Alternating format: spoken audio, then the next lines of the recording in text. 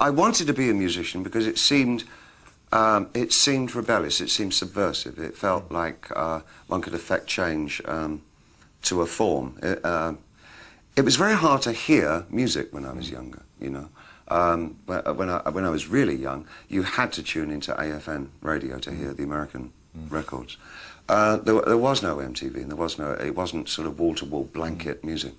And so therefore it had a kind of a call to arms kind of feeling to it. Is that this is the thing that will change things. This is a dead, dodgy occupation to have. It's still, produced signs of horror from people if you said, I'm in rock and roll. It was, my goodness. Now it's a career opportunity. And the internet is now, carries the flag of being subversive and possibly rebellious and chaotic, nihilistic and... Oh, yes, it is. Forget about the Microsoft element. The monopolies do not have a monopoly, maybe on programs. What you like about the what you like about it is the fact that anyone can say anything or do anything. From my standpoint, from where I am, because of by virtue of the fact that I am a pop singer and writer, I really embrace the idea that there's a new demystification process going on between the artist and the audience.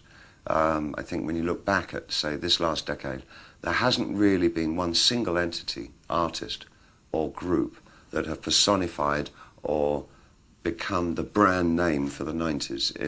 It was starting to fade a little in the 80s, and in the 70s there were still definite artists, in the 60s there were the Beatles and the Hendrix, and in the 50s there was Presley. Now it's subgroups and genres. It's hip-hop, it's girl power. It's a communal kind of thing.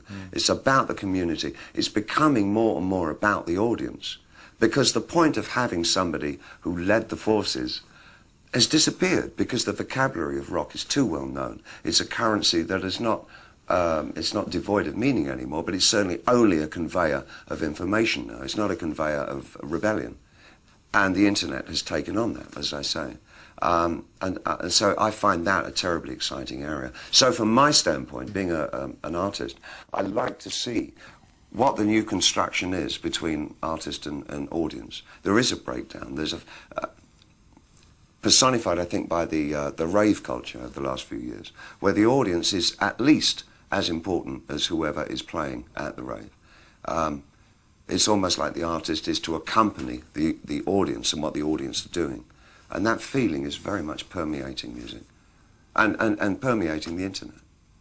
But what is it specifically about the internet? I mean, anybody can say anything.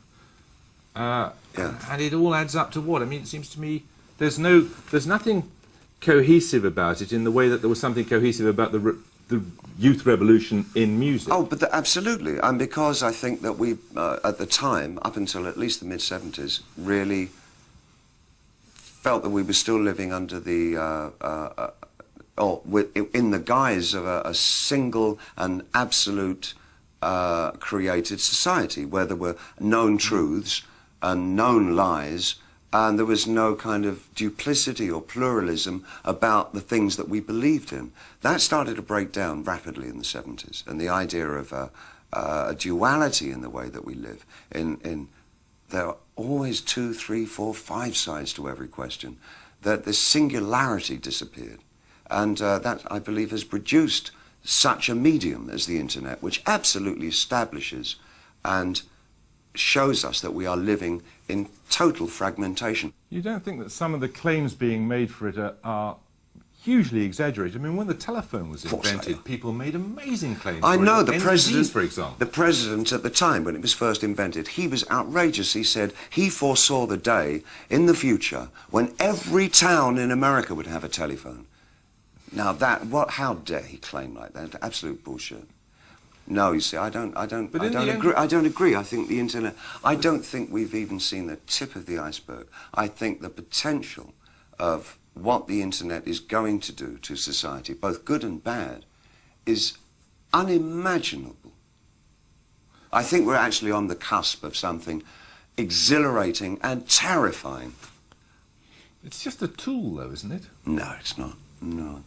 No, it's an alien life form. What do you think, I mean, when you think then about the Is future... there life on Mars? Yes, it's just landed here.